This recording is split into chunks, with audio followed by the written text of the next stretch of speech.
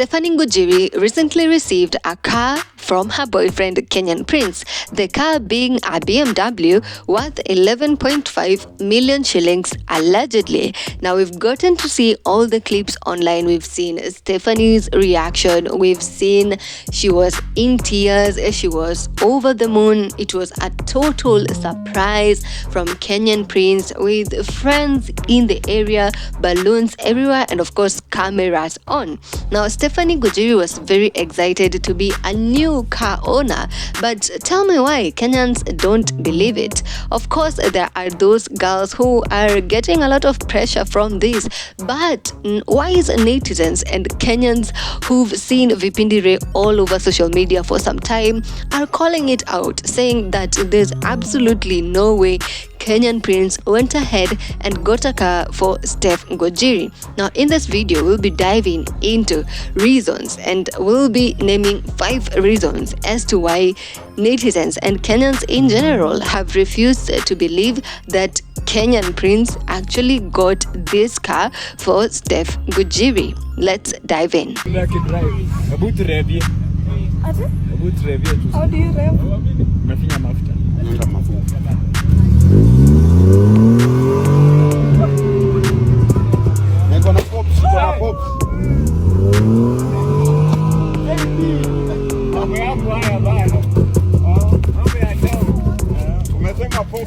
Kama tuongeleshe mambo.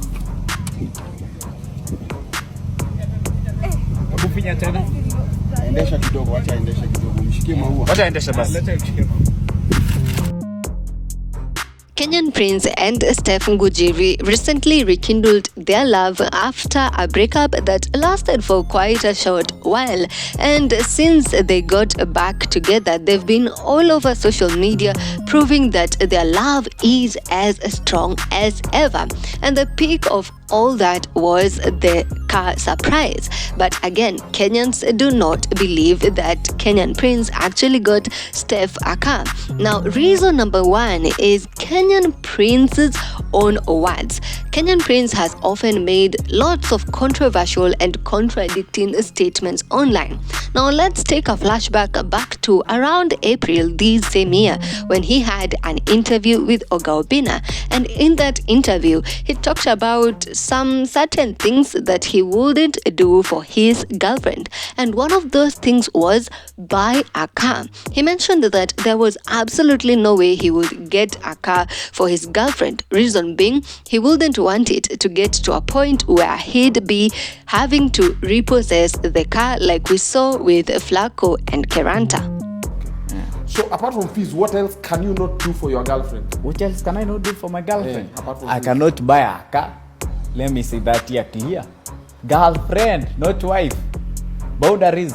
She gets what she deserves as a girlfriend at this particular time. I'll give her good life. I'll give her whatever she needs, but I'll not go to exaggerate everything. Unaona? Sitaki kubaki kama duanzi kama Flacco ati niliachwa nimeenda kunyang'anya dem gari.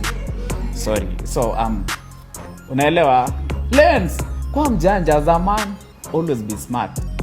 So the year has not even ended, and Kenyan Prince has allegedly bought Steph Ngujiri a car. What has changed? 2 things. 1, some believe that, and this is just a rumor, there are no facts to this or no evidence to this, but some believe that the breakup was just a facade, and that behind the scenes, Steph Ngujiri was actually giving birth to her baby, Kenyan Prince's baby. And so some netizens believe that is why Kenyan Prince went ahead and bought her a car. But the other reason could be that he didn't actually buy her the car, and this is all just Vipindire za social media. Reason number 2, the insurance. Recently we got to see a clip that made its way on social media and went viral. In this clip we get to see Kenyan Prince with police officers.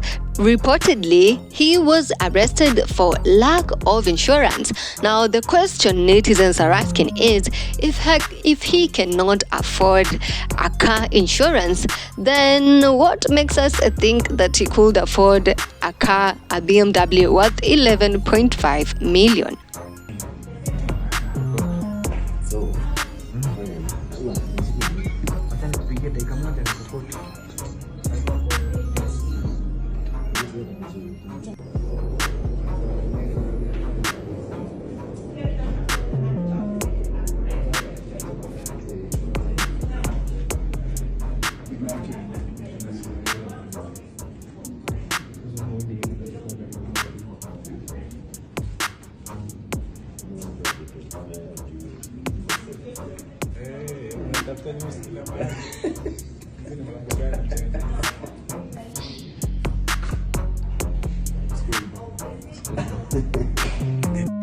Reason number 3. Have you seen the car?